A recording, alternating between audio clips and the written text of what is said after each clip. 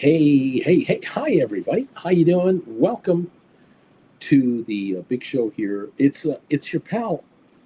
They call me Uncle Bruce, and the channel is Stock Markets with Bruce. And I got my Rugman sticker up here, poster up here, because today Federal Reserve Chairman Mr. Powell is going to be in front of the banking committee for the Congress, and tomorrow he'll be in front of the select banking committee, whatever they call those things, for the Senate. That'll be tomorrow. So today and tomorrow he will be in front of a camera. Paint will dry. Republicans will rant and rave. Democrats will do whatever, and nothing will get accomplished with him at the podium, at the microphone, except the markets will gyrate with regards to what he says. So, okay, yippee! If they could do that in private, without cameras, those would last 45 minutes. But no, we're gonna have hours of these people. They're all in makeup right now. The Congress guys and the congressmen are all getting made up by their staff, so they look real pretty on camera, so they can get their little 30-second clip produced today, and they'll use that in their upcoming campaign commercial to get reelected.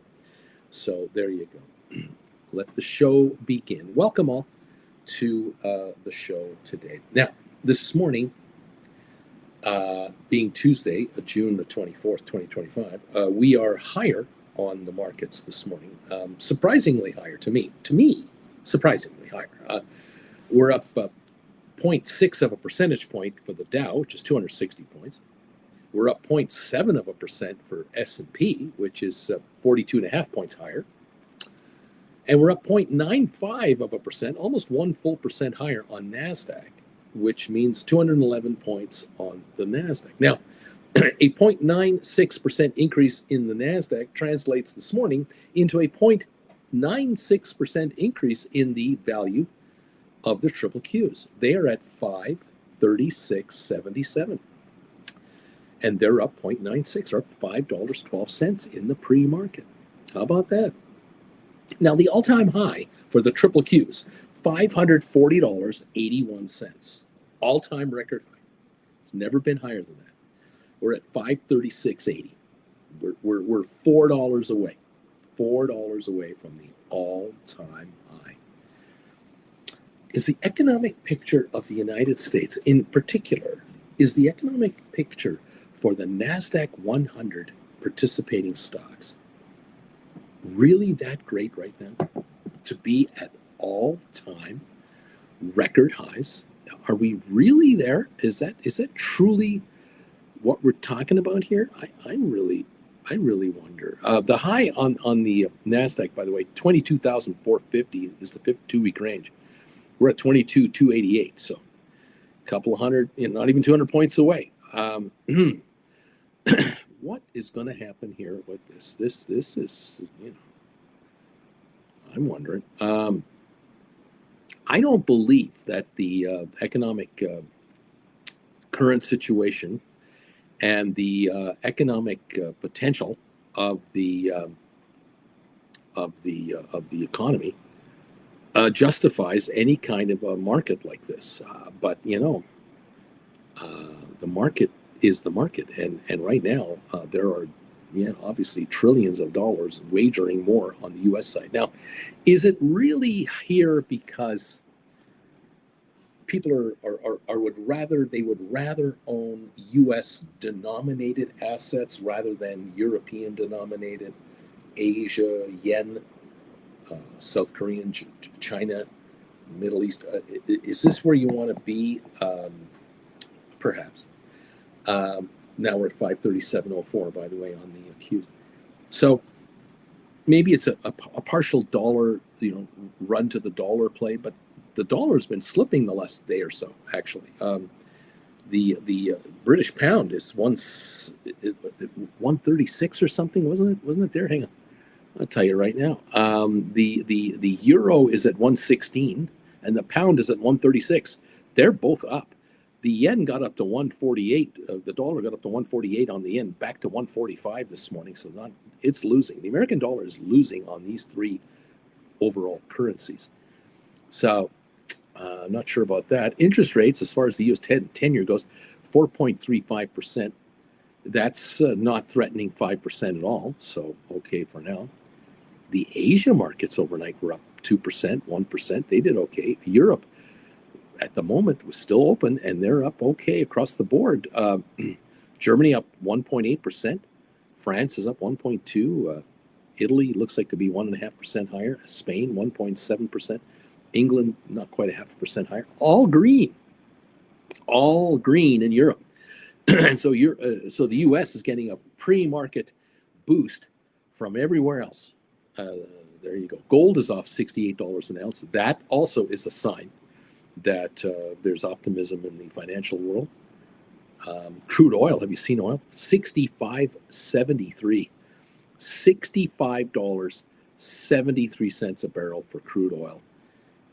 This stuff, just looking at a 5-day chart, we were in the 75 neighborhood, hanging out there, 77, now 65.79. Like, holy crap, oil got the you know what kicked out of it here. Looking at a 3-month chart to 1-month chart, man, the lows on oil, $57 in May the 5th.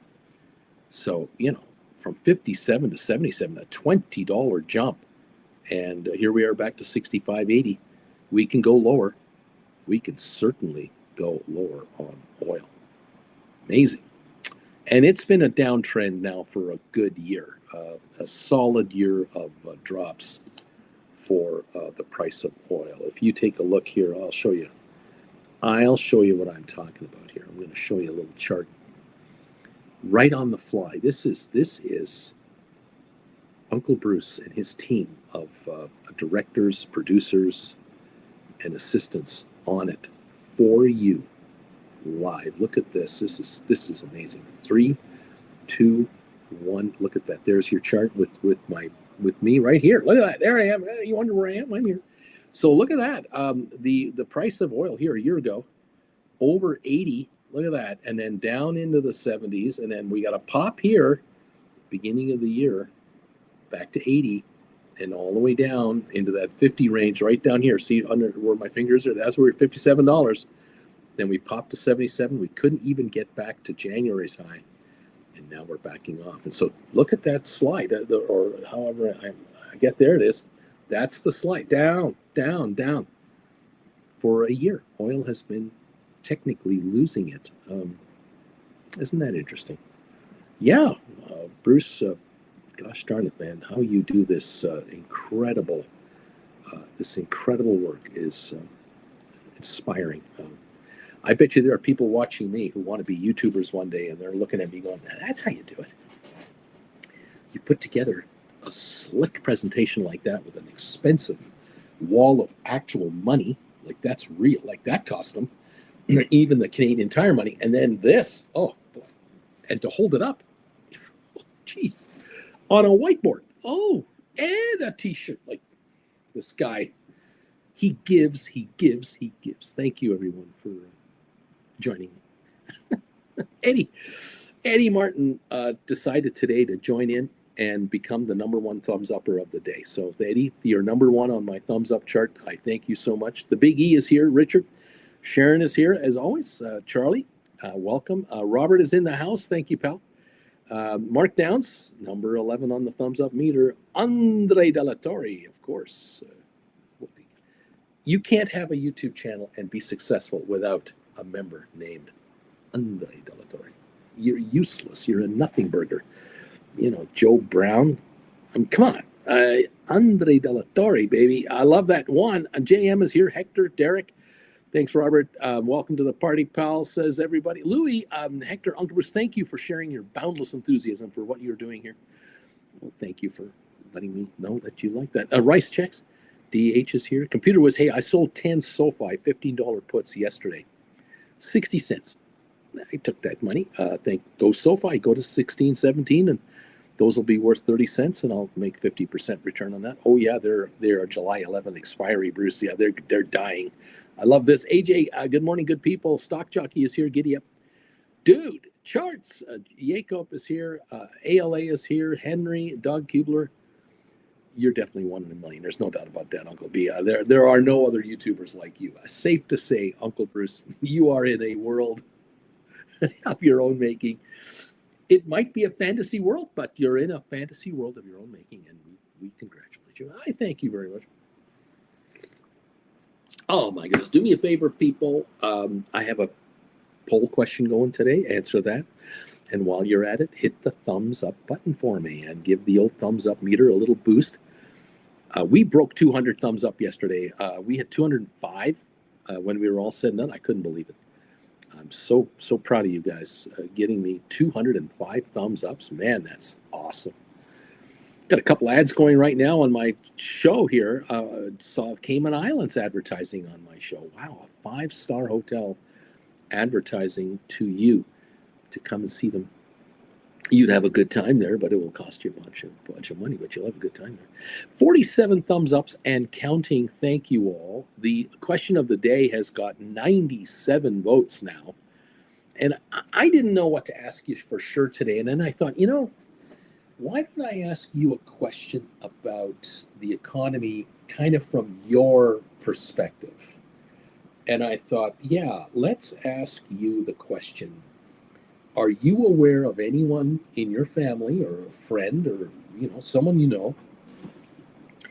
that are going to be let go? They got that they got one of those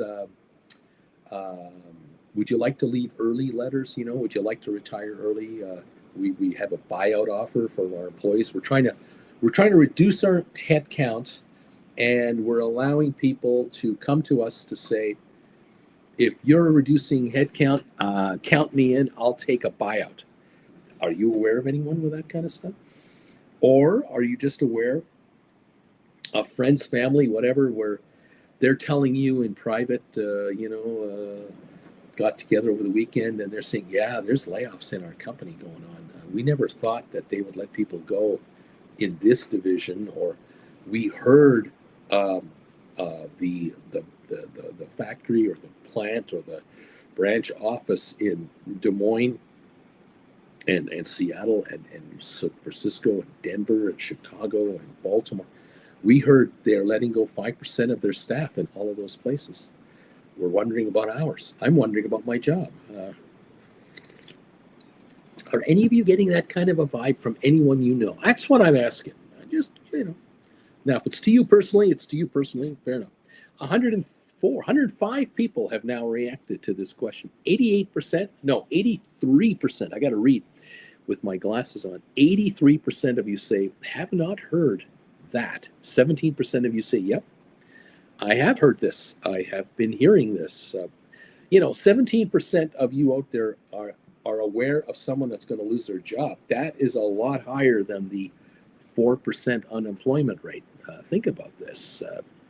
If 17% of you know of someone that is going to possibly lose their jobs, or is definitely being bought out, or is being told, hey, we're going to buy you out. You're going to be out of here in the next 3-6 months. Now it's 19%. That is significantly higher than a 3 or 4% unemployment rate. See what I mean? Interesting, huh? You know what that means? Under the Trump administration, banner over at Taco Boy Central, the Taco Boy people are going to say, well, this is Joe Biden's fault, because any unemployed American is clearly responsible. That's clearly because of what Joe Biden did. Now, any American thriving and doing well, and has been doing well for the last 5 years, that's Taco Boy's fault. We take all the good and we give all the bad to Joe Biden. And we're going to do this right until the end of this presidency, that anything bad that happens, that's Joe Biden's fault. So, okay. Fair enough. Welcome to the party, pal. Thank you. Looks like James of the Misty Tree is lucky 47 today. Henry T. Anthony Noto bought more Sofi shares on the 6th of June. Apparently, Bruce, he's filed a securities thing. So now we hear this. Well, let's take a peek at this if we can. Could we stand by? Sofi Technologies. We head over here to the SEC filings section. It'll just take me a moment. There we go. All filings. There was an 8K done here on the end here of May. Let's see if this is it or not. What's going on here?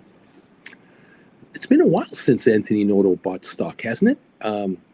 No, I don't see it. I don't have this one. I know that he was voted in the annual meeting they had. You know, do we keep Anthony Noto as a director or not? And the votes came in, 356 million votes came through or something like that.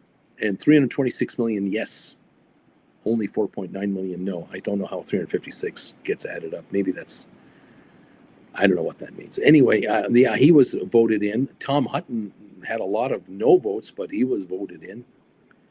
And so was Stephen Freiberg, Rozwana Bashir, William Borden, Dana Green, John Hele, Clara Liang, Gary Meltzer, and Magdalena Yezil. They were all approved as new directors. So to do again, I do not have any filing that I can point to with respect to an acquisition of stock by a Mr. Anthony Noto. I don't doubt that you found it, you saw it, you're aware of it, but I don't know. There's some kind of a report here that says, headline has said, sell rating for Sofi Technologies due to aggressive accounting practices and overvaluation. Really? I don't know what to make of that.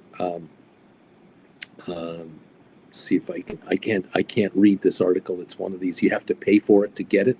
So I don't consider this to be a legit, real legit report, because obviously it's, it's just a paper play kind of a report. But in any event, 1568 up 32 cents. That's what I have. But I don't see anywhere else where this has been issued. But Henry T, hey, if you found it, that's great. If you wouldn't mind, would you mind sending me that as an email to my email address? Could you do that for me? If you don't know my email address, shame on you, but here it is, brucefarman@hotmail.com. Just it's down below in the description. Send me the email on that, would you? I'd appreciate it. Thank you. I would happily read it to everybody if it's official. Andrea B. Bongiorno. Good day. Number 56, thumbs up. Charlie, nice computer whiz. I have some $14 SoFi cash ticket puts for July 18 that are up 70%. Looking to roll today if SoFi keeps climbing. James and Mr. Tree, I got assigned 100 shares of SoFi last Friday at a cost basis $15.16. No problemo. I'm happy to buy that stock. Corinne, number 60, stock jockey. Here we go. Charlie, are you playing the wheels strategy, James, or just going to sell the shares and write more puts? JM, Jacob, two of my friends lost jobs this year. One in construction, one in gastronomy. There's definitely a slowdown in the United Kingdom. Interesting. The man, why do I feel guilty every time I write an option? It's like taking candy from a baby. Why do I feel that way? Henry says, thank you. You got it.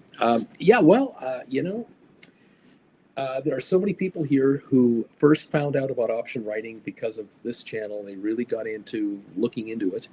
They really thought, you're telling me I can write options? Everyone here, almost everyone here kind of went, I could actually do this too. And I'm just an individual. I don't even have a corporation. I'm not licensed. I don't have a stockbroker. I don't know a brokerage person anywhere. And I can be an option writer. I'm allowed to do this.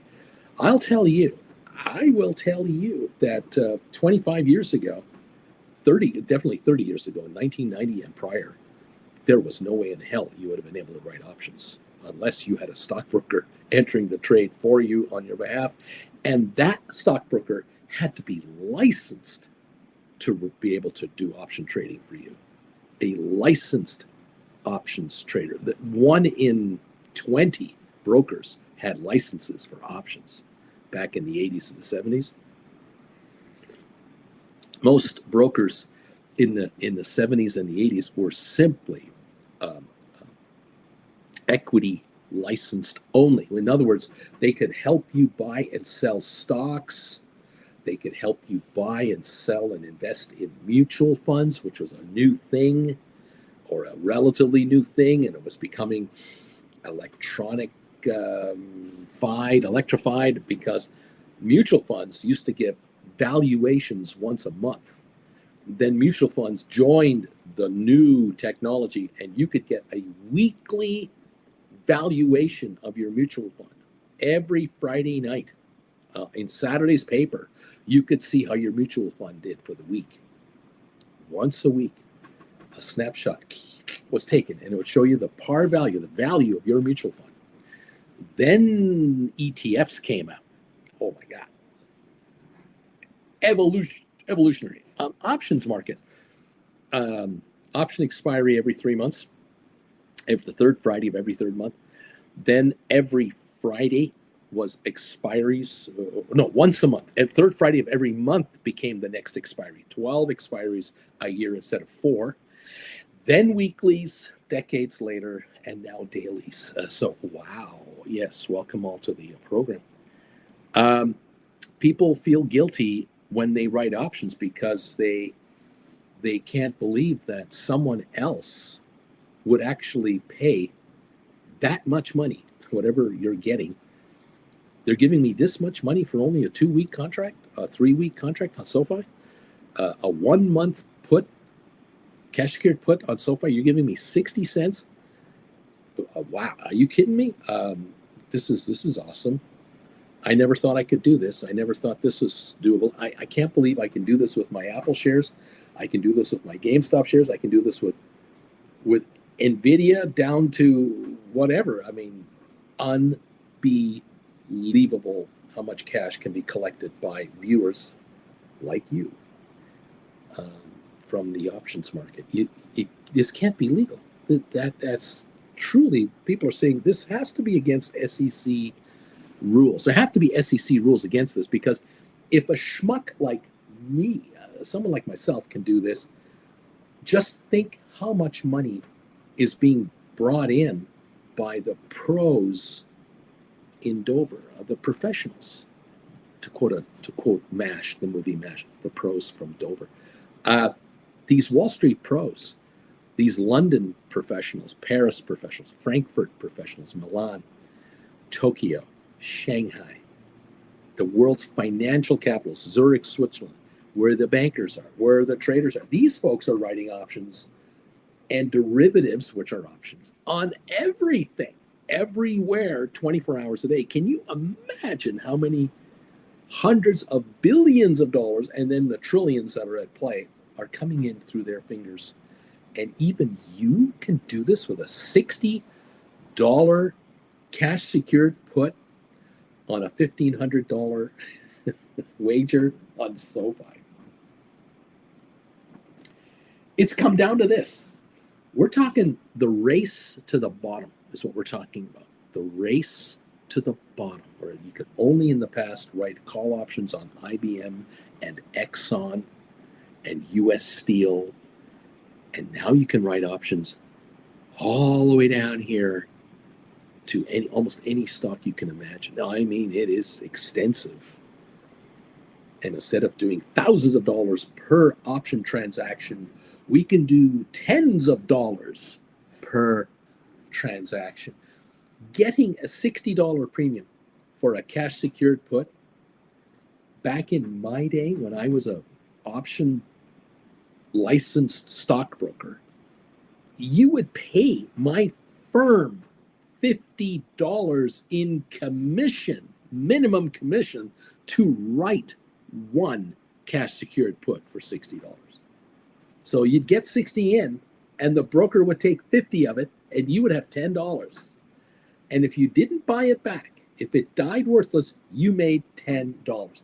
But if you bought it back, you had to pay $50 to buy it back. You lost money. This is why small investors couldn't do options way back when.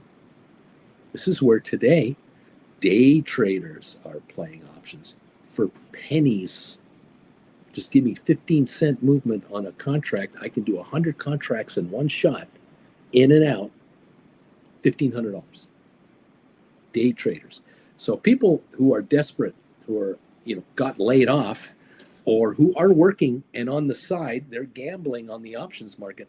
They're buying $1,500 worth of contracts to try to turn it into $2,000 worth of contracts.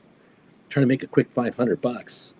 They're trying to take, $500 to $10,000 of what I refer to as gambling money, mad money. And they're trying to make quick bucks on this stuff, on daily expiry contracts, weekly expiry contracts.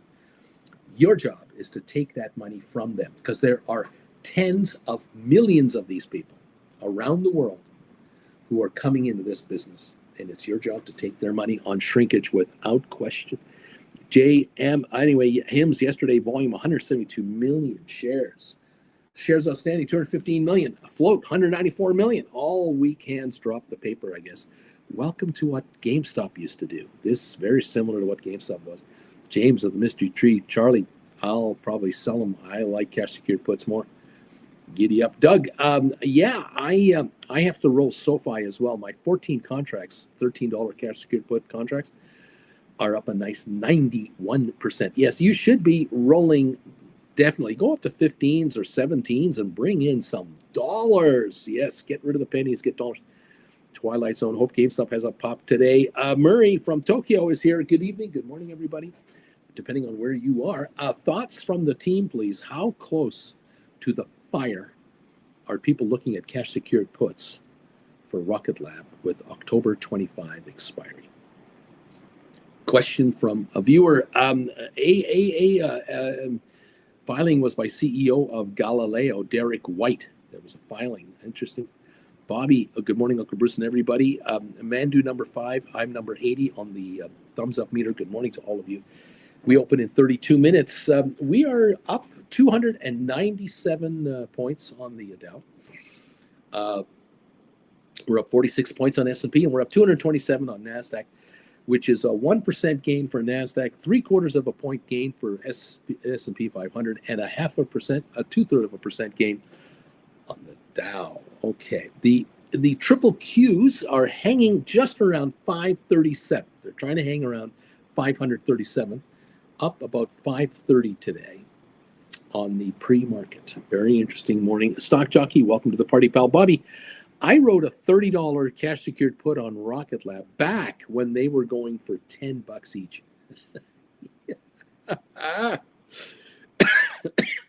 Oh my! How do you sleep at night, Bob? I think very well. Nicely done. Interesting play there. GameStop 2309, Rocket Lab 3310, up 32 cents this morning. Aurora, good morning, all of you. Well, if you want to write $30 Rocket Lab cash secured puts going out to January 26 or beyond that, bringing in money, some good money. You're willing to buy the stock at 30 less the premium you're going to get, then there's the question: how good is the premium? The other question is, what price are you comfortable at? What price are you comfortable at to buy back this stock if you were put this stock? Would you be comfortable buying Rocket Lab at $25 a share? Or do you need a lower price than that in order to write a cash secured put? Question 2 is 1.2 million traded this morning. Why is it 1.2 million already this morning? Why is it around $33? And how much higher is this thing going to go? It was $33.50, $33.40 a few hours ago. And so there's a lot of upside potential here, I suppose. At least that's what the market is showing. GameStop up 27 cents to $23. I have more faith that GameStop will go back over 30. That's a $7 move. I think GameStop will go up $7 from here, much stronger than Rocket Lab will go up $7 more in the near future. Now, Rocket Lab can go up $2, $3, $4, $5 in the near future. Sure, it can. But I believe GameStop is a lock to go into the mid-30s. That's what I believe, because it's I have 8.8 billion reasons why I think that. Rocket Lab doesn't have 8.8 billion reason. Rocket Lab's doing great. SoFi, I think, is doing better than great. But the street doesn't love SoFi like they love Rocket Lab. And there's your disparity. There's your difference. But if you've been around here a while, you know what we're talking about. Do you understand it? SoFi, 15.67. This is going through $20 a share. This will break 20 anytime. We are 6 days away from the end of the second quarter. Then the results come out for the second quarter. And then the reforecasting will have to be done.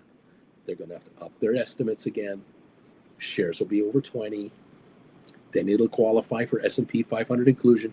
I don't know if it's immediately going to be entered into the S&P 500. But this company will reach a point where its capitalized value, which as of now is $17 billion, this cap value will be over 20 billion, 21 billion. And then the watch is on. The S&P 500 watch. So that's just me. Bobby, I think the premium was around $600 yesterday when I looked at the 30s. I sold GameStop calls, $27 strike, July 25 expiry. So that's a month from now. I got $1.08 last Friday. They're already down to 73 cents, man. They're falling, and they're going to keep falling. Nice going there, pal. Murray, thanks, Bruce. Thank Murray. Yeah, I love Rocket Lab. I do. I always have. And if you can write some really nice dollar generating cash secured puts on it, great. You can write, if you want to write put credit spreads, fair enough, but stay behind it. Short term behind it, but you decide for yourself which way you want to play. Giddy up, kids. Thank you for joining us. The Dow up 267, S&P up 41, NASDAQ up 203. Oil still down at $65.98. It's down 253. That's good for the U.S. economy. That is good for inflation. That is good for consumers, good for investors. Hey, car riders, and at the height of the summer season, starting next week, the height of the driving season is here. Kids are out of school next week. Look out. Going to be crazy. Markets are reacting to that. Oh, gold down $64 an ounce. There's a sign. That's almost a 2% drop in gold. Very good. Thank you all for joining the party today. It's nice to have you with me. We have 148 people who have answered the question of the day, and the thumbs up meter now is running around 85. So we're 60 behind on the thumbs up meter versus the poll question. And we have 231 people watching right now and only 85 thumbs up, which of course means, without question, a majority of the viewers today are absolute slackers. And welcome slackers to the channel hosted by your old buddy, Uncle Bruce, where I just hope you're going to make a lot of money today. That's what I'm hoping for. If you're going to write any call credit spreads today on the triple Qs, 0 day to expiry option game, you are now flirting with the possibility that on 0 day to expiry, like tonight, you might be looking at very close to $540 call options. You're going to be playing with all-time record high prices for calls. Because you're going to say to the market, hey, okay, look, you're at 536.79. You're trying to get to 537. If we have a little additional pop to open up the morning and we pop up another 100 points on the Dow and another 50 on NASDAQ, we might well be at 539 right away this morning on the triple Qs, which puts us within a buck and a half of the all-time record high. How can you not consider now putting a call credit spread together on the triple Qs that where you write a call at 541 or 542 and you buy a 544, 545 behind it? That might be your trade. Now, I am telling you, I am begging you, I am imploring, you got to wait an hour because we've got to let the volatility of this market really settle in. Because I don't think we're at the highs. I don't think this is it. I think there's more greed to come into this opening. And you have to let the greed in. Let in the gamblers and the hopers, those who are hoping for all-time incredible highs. Let them in to play. You are looking for the saps to riddle the casino floor with a bunch of cash. And then you're going to come in there and go, okay, I'm going to take some of this money off the top and offer you an opportunity to gamble way up here. Thank you very much. In any event, we'll monitor the first hour together and see what's going on. I welcome you to the program. Thank you for joining me. This poll question now, 156 votes. I know of friends and family members that are going to be let go from their jobs. You already know. You've heard of it. People have told you. Your uncle, your cousin, your brother, your best friend from school, your coworker, someone you used to work with at another company that went on to somewhere else, and you're over here, they're over there, and you're talking to each other, and they're telling you, oh yeah, the word is that we're going to have 10% layoffs around here. AI is going to kick out a bunch of us. The people in the accounting department, they are actively looking for jobs somewhere else because they know they're about to be let go in the next 3-6 months. 18% of you are saying, I know someone like this. 18% saying, yeah. And there's a 4% unemployment rate out there. And 18% of you guys, you incredible option writing successful people, are aware of people who are going to lose their jobs. Isn't that interesting? 82% of you are saying, no, I haven't heard the word. But 18% of you do, and that is a shockingly high number to me. That is surprisingly high. Thanks for answering that question. And thank you for taking the time to track down my thumbs up button so you can hit that thumbs up meter. If you enjoy these little poll questions and you enjoy watching an old balding man talk to you, hit the thumbs up button.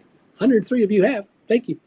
I love it. Okay, welcome to the program, everyone. It's nice to have you around, okay? Good morning and welcome and hello and hello and hello. Hey, Larry Titus, number 86. JJ 101. Charlie Vix is down, greed is up. JJ Rocket Lab about to test resistance at all-time highs.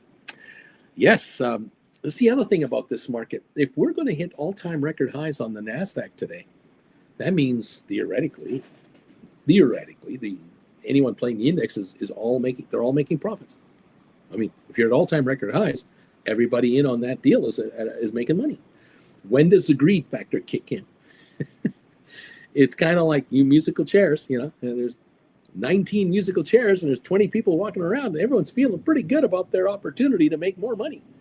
What happens when the music stops and everyone has to sit down and one doesn't get it? Well, it's only one out of 20 people. It's not like, it hit me, unless it is you. Now we have 18 seats and 19 people. Getting a little tighter. After about 5 or 6 seats, we're down to 14 seats and 15 people. Then we're down to 9 seats and 10 people. 1 in 10 aren't going to make it now. When does this market begin to go, it's getting a little tight around here? Not yet. 536.85 on the triple Qs. We're up still this morning. And there are all kinds of things going on in the world. Bagel Babe, hey, laugh out loud. I am waiting for AI to take my job. I really am. I'm waiting. Come. It's nowhere near yet, but I'm waiting. I'm an accountant. It is extremely helpful, but it's not for my level yet. But yes, AJ, good morning, Amy. And Bagel Babe, number 106. Thank you for that too. Yeah, look, my daughter is a copywriter. And she keeps wondering, are they going to come for me? And then she gets contacted by a client. And they contact her and they say, can you help us? We have a 2-week deadline to nail down this campaign. We've been on it for 3 months. We want to bring you in the last minute to salvage it. Why is that? Well, the higher ups at our agency we were trying AI to kind of come up with stuff. They're experimenting with getting rid of copywriters, and they think that these computers are going to be clever come up with something catchy. And it's just not working. And they've gone through committees, and then they brought in their top in-house people to try to save this campaign. They would run by their client different ideas. Do you remember Bewitched? You ever saw the show Bewitched? Darren and Mr. Tate would try to sell a campaign to an advertising agency, to a client. Anyway, not working. And now they're really desperate, and we need fresh ideas from people who aren't here. We need ideas from someone who isn't here all the time, hasn't noticed the stress of this office, because everyone here is afraid to now bring forward ideas because nothing's working. Why don't we bring in Uncle Bruce's daughter, Jennifer Jr.? We'll bring her in. And so she comes in. They show her what they've got. She reviews it on her own, looks up at the ceiling and goes, crap. What crap? And as she sits down, and she, in 5 minutes, comes up with 4 suggestions, sends them in, and they go, oh, wow, there's an angle we never thought. Oh, wow, this is good. They throw them at the client. The client, oh, we love it. The client loves it. It's a fresh, new perspective, all done from there. AI, really? Yeah, right. AI. She charges really good money for her time because she's worth it. And the client is so grateful.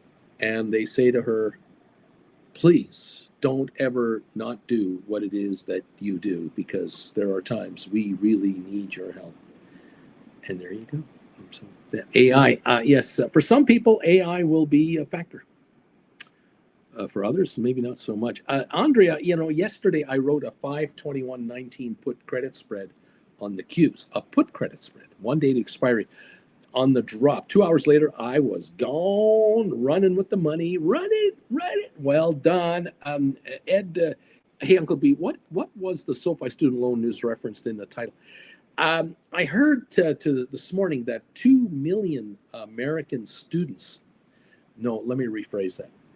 2 million former students who now have student loans and have to repay them back may be garnished at work starting this summer. And so the optimism in the banking sector is, any outfit out there with student loans are going to bring in a bunch of dough. And I guess part of it, and this is just me guessing now, that if you know someone that has a student loan and you have a student loan and they now are getting garnished at work, they're taking $200 a week off their check, or $500 a week, or whatever the amount, I don't know what the amount is, and you have an outstanding loan and you were given that, like, no payments right now under the Biden thing, but now you've got it's going to happen to you, you might now organize your finances to start paying the loan voluntarily to not get garnished. Anyway, a bunch of dough is coming into these student loan dealers, these private bankers, and it's just that overall vibe is up on cash flow from student loans. And so I think what's happening for SoFi is SoFi doesn't need people. They don't need people to be garnished for SoFi to get repaid. Their credit line, their credit scores, the requirements are so high that they don't really have that issue. But the overall vibe is good on student loan lenders. And I think this is a follow through on SoFi's image. It's just helping them out. That's how I kind of titled it today. Student loans and analyst upgrades, plus analysts looking at SoFi, despite what I said earlier. JJB Witch, remember Nosy Neighbor Gladys Kravitz? You remember those great characters? You remember Paul Lind was one of the uncles? He was a witch too. Agnes Moorehead was the mom. I loved the original Bewitched. That was so much fun. Mr. T, hi all, long time no see. How you doing?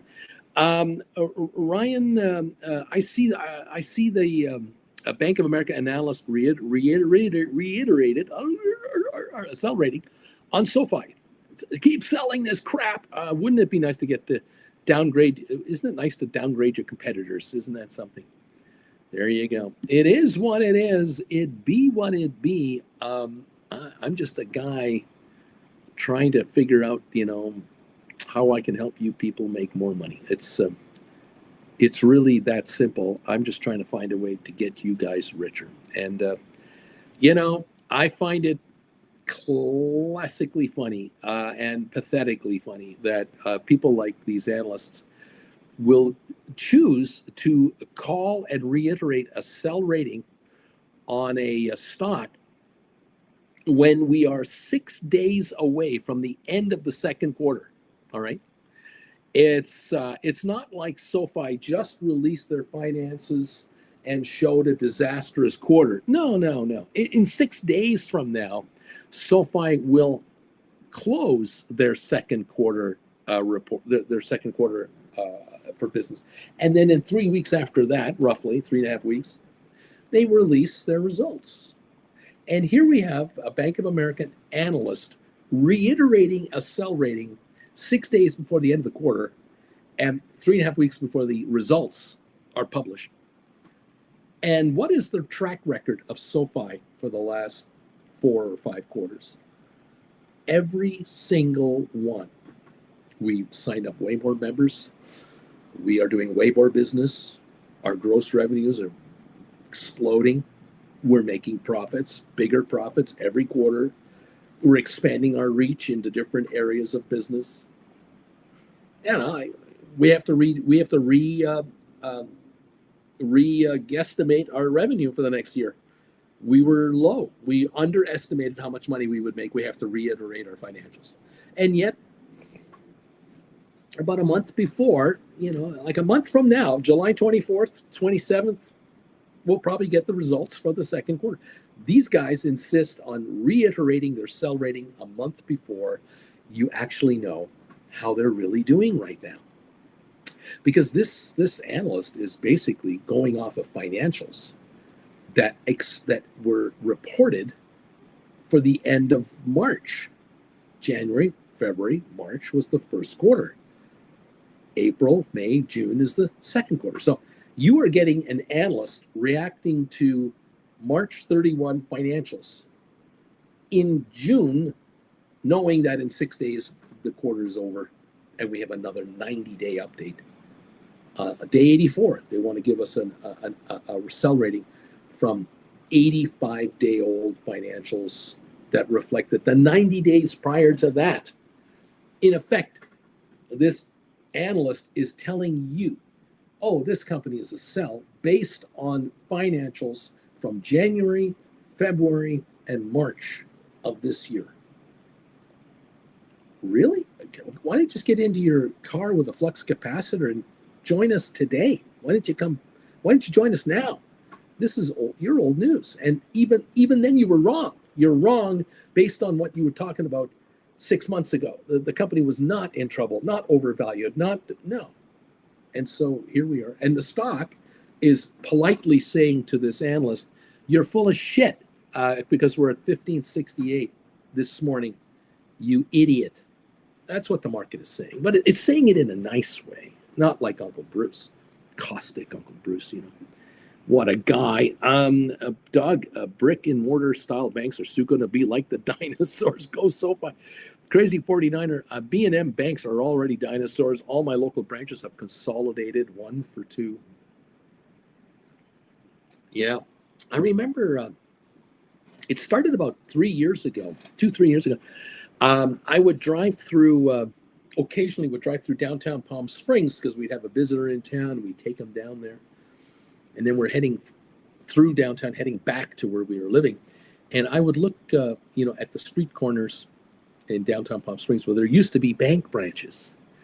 And I was thinking to myself, boy, I remember, can you imagine being here in the 50s and the 60s at the height of Hollywood coming out here, all the TV stars and the movie stars coming out to Palm Springs and going out for little adventurous drives 10 miles out of town to these new golf course communities that are popping up all over the place, which today it's all one big metropolitan area. You got 8 or 9 cities that have all merged together with Rancho Mirage and Palm Desert and La Quinta and Indian Wells and so on.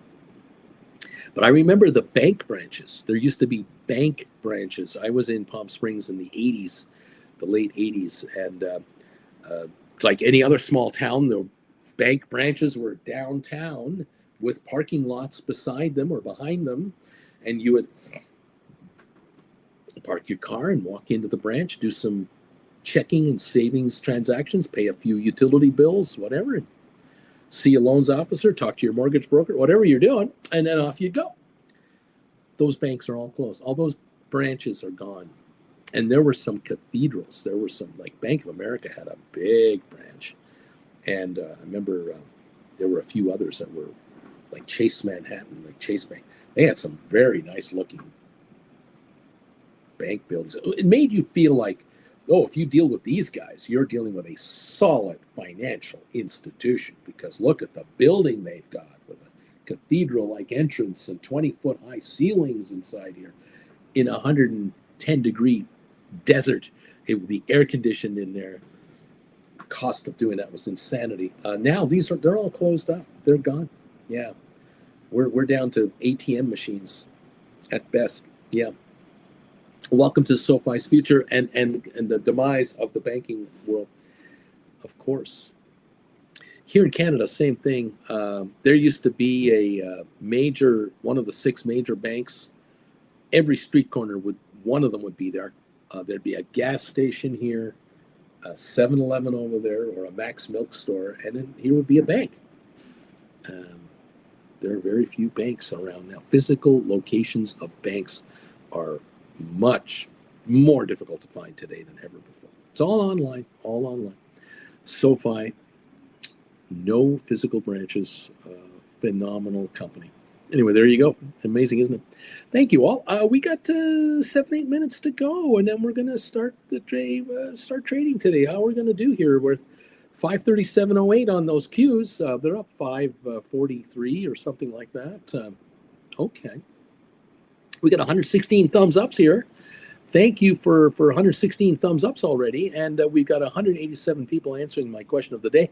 18% of you guys are telling me you know someone that believes they're going to lose their job, that you know someone personally. This is shocking. And the markets are at almost all-time highs.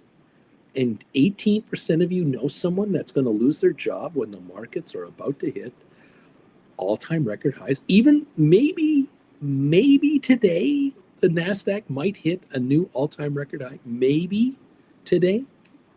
Are we sure about that? Really?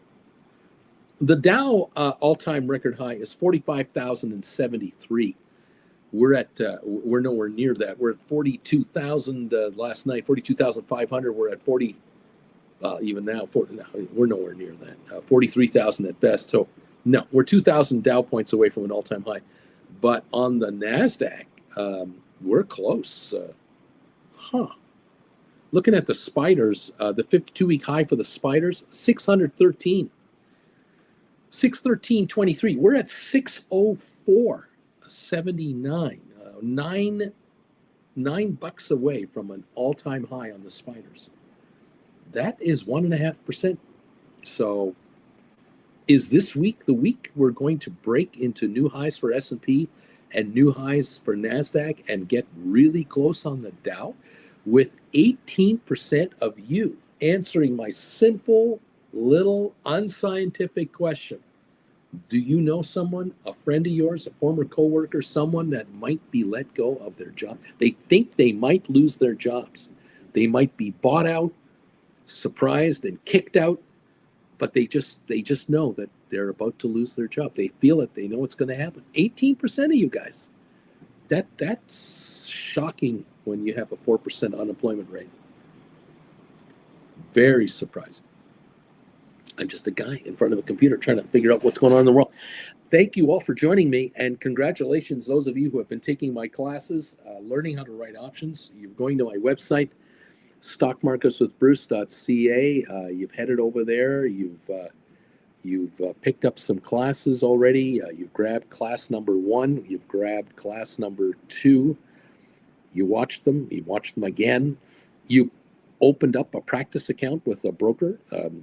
Many of you already have a brokerage account with some stocks in there and some ETFs in there, and you've decided, you know what, I want to do what this guy's viewers are doing. I want to join Bruce's family here, learn how to write stock options. Well, watch lesson number 1, number 2. Once you've watched lesson number 2, you understand why options exist, what they are about, how they function, and how you can write them. Step by step, I talked to you about. Many thousands have done this before you. That's why this channel is still on the air after coming up to 5 years now. As a matter of fact, it is 5 years that I started this channel ago. 5 years ago. 4 years ago, I started talking. 4.5 years ago, I went live every day. And here we are. Many of you picked up class 1 and 2, and you started writing options on stuff you owned, stock you've got. You don't want to sell stock you have. You're a long-term believer in this company, this company, this company. The only thing you need to do, apart from grabbing these classes, is you need to ensure that you have 100 shares of whatever stocks you've got, or at least increments of 100 shares. So you can write options, 1 contract for every 100 shares you have. Some of you have 88 shares of Apple, or you have 94 shares of Amazon, or you got, 92.6845 shares of whatever. You need to round it up to 100. And then you can write a call option on the stock. Again, lesson 1 and 2 will help you with how to do that, what that means and why and how.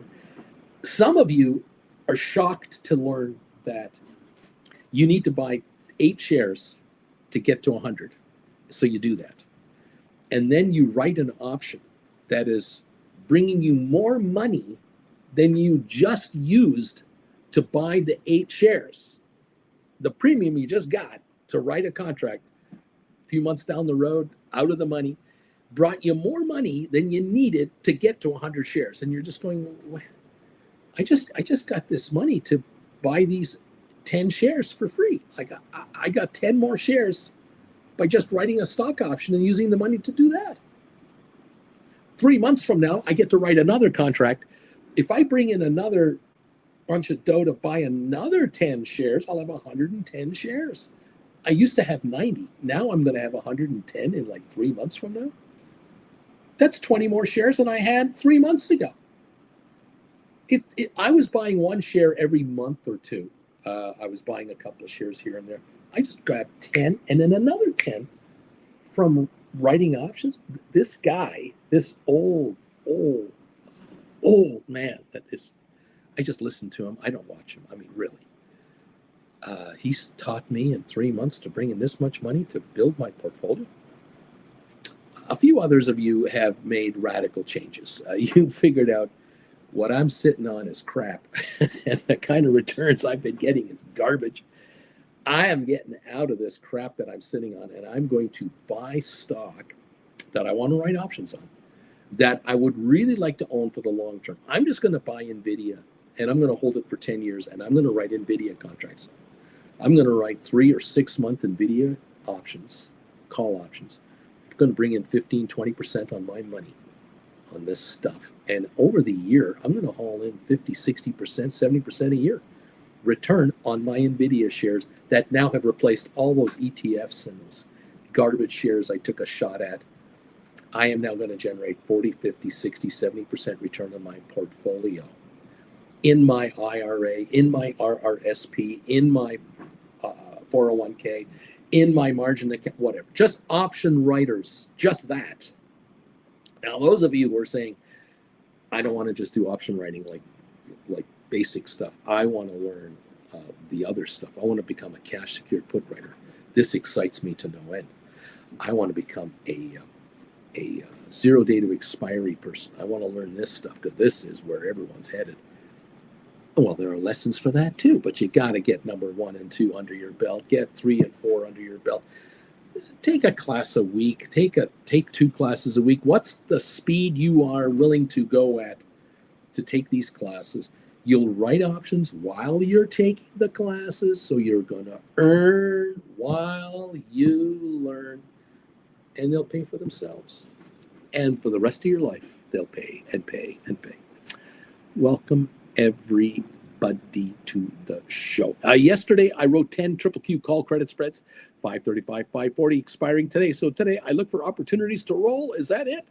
Or you look for opportunities to close this thing out, depending on how the market reacts today. We've got to let the opening happen. We've got to let it come and go. Let's let the market do what it wants to do.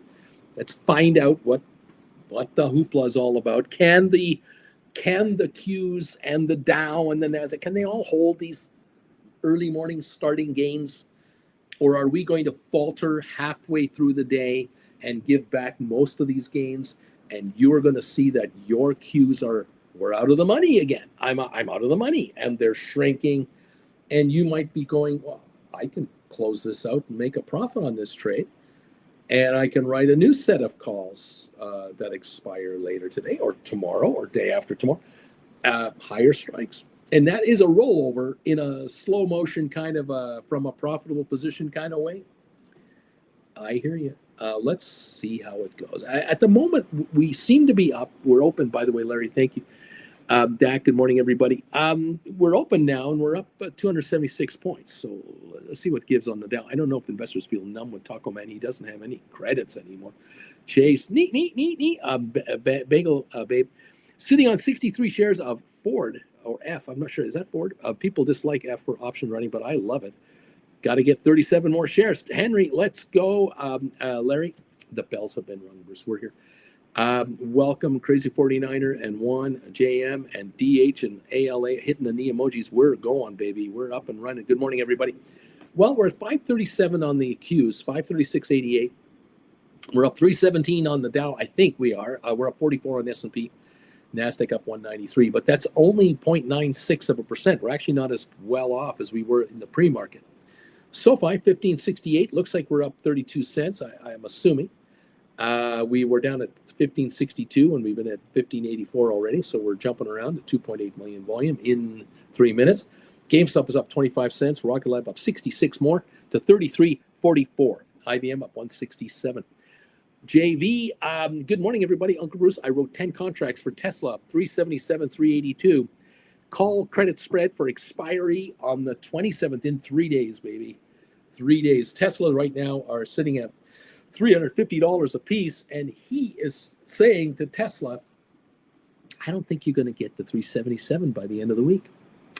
You're sitting at 349 right now. You've had a good run lately, but I've written this $5 credit spread.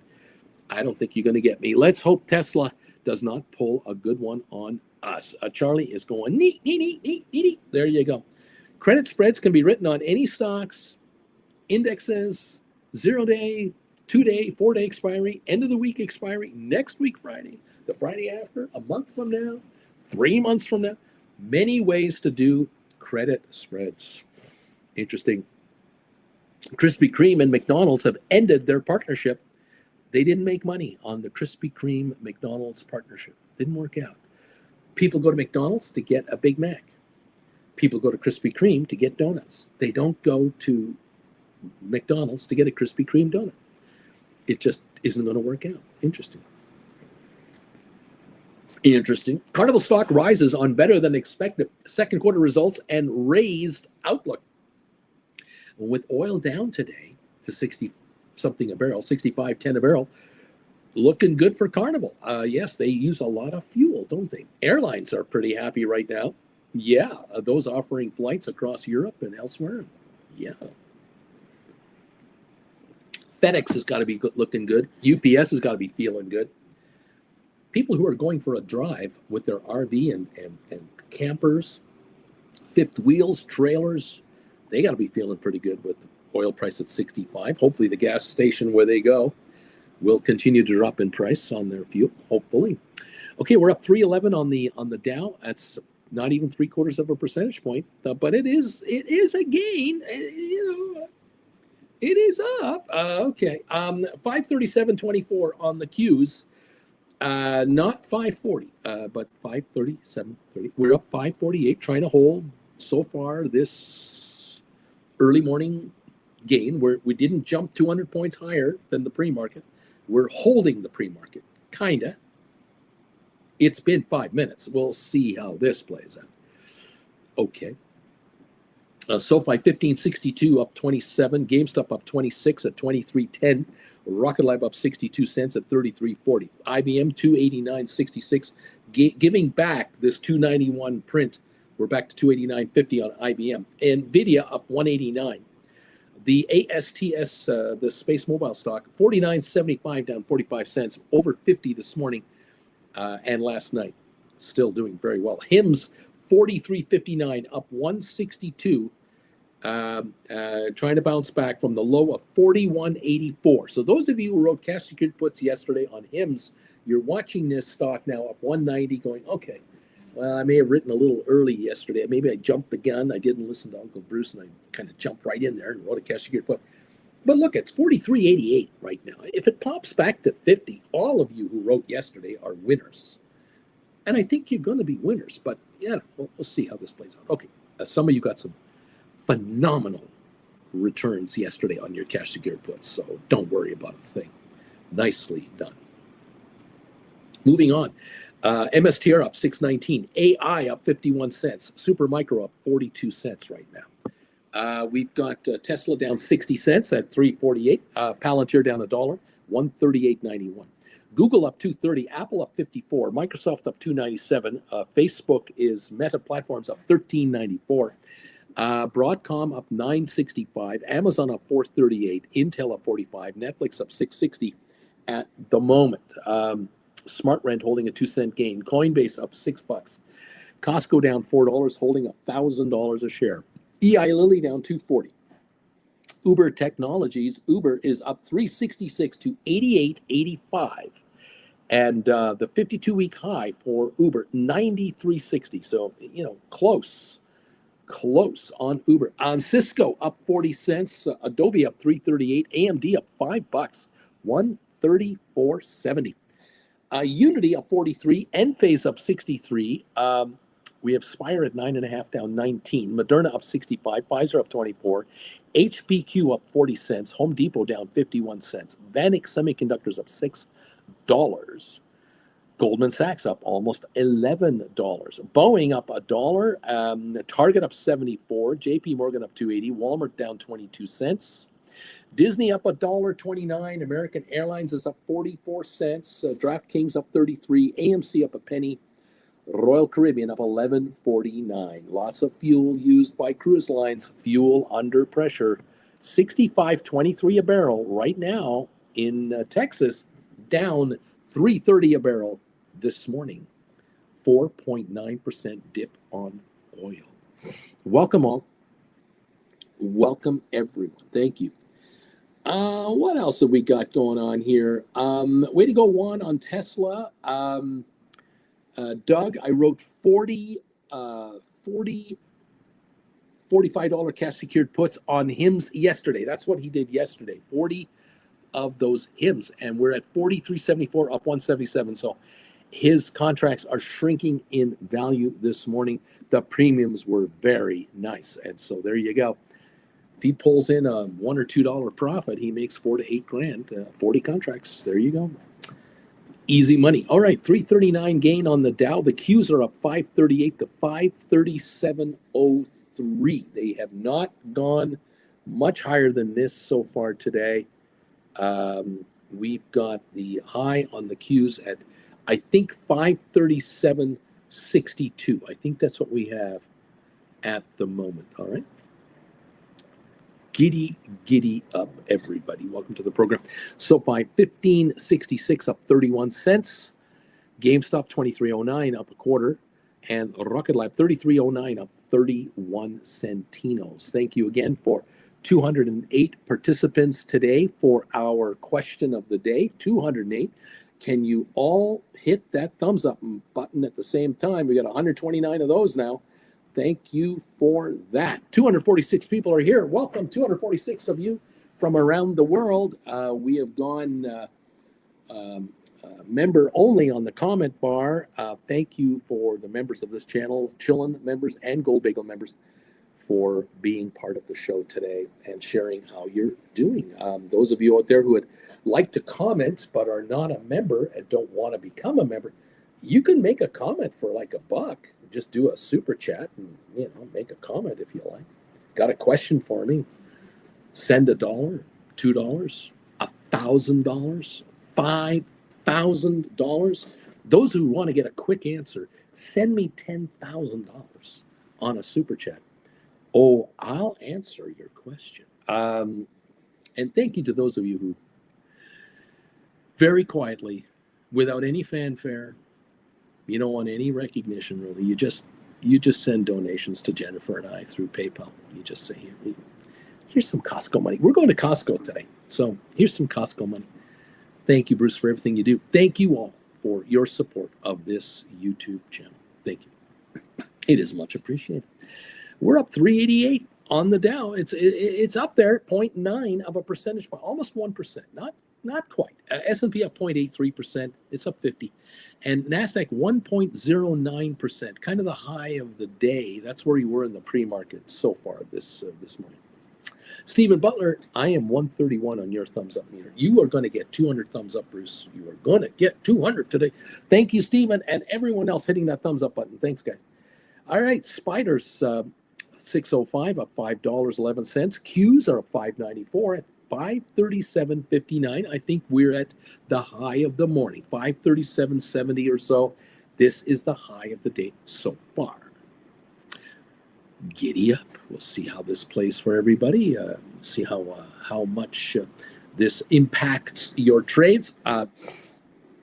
If you're going to do call credit spreads today on the Qs, what you want is exactly what you see right now. You would like the Qs to go up another $1 or $2, 538, 539, even 540. Tickle the all-time highs. Go ahead.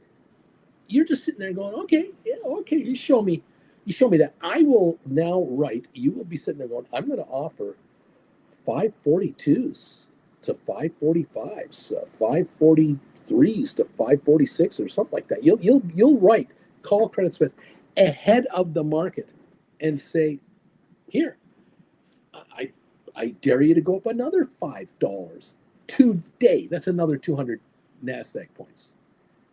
I don't think that's likely. And if in the next, like between when you write those calls and 2 hours later, the market gives up a couple of the dollars of the euphoria, we're up, say, $8 and it's only up 5, you will already be able to close your trade for a profit. That's the best part of this whole deal. You don't need to wait till the end of the day. You don't need for the last hour's gyrations. You will take your 50, 60, 70% net profit on that trade and go, hey, I wrote 10 of these. I brought in a 60-cent credit. I closed it at 30-cent credit. I made $300. Thank you. If I do that every day, I make $6,000 a month. Pocket money with everything else I'm doing, not bad. That's assuming you're doing a small number of these.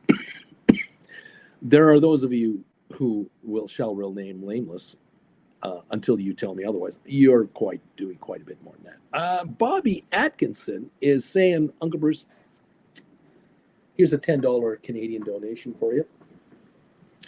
I did it. I don't mind who knows. I'm giving you $10 and I don't care who knows it. Thank you, Bobby, very much. Very appreciative. That's $7 Canadian after YouTube takes their cut. And $7 Canadian. Jen and I can each get a hot dog for $1.50. That's $3.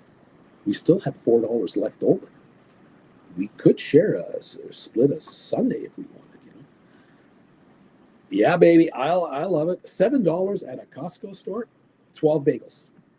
$7 at a Costco store, 2 big loaves of land bread from Winnipeg, that Winnipeg rye. I love that stuff.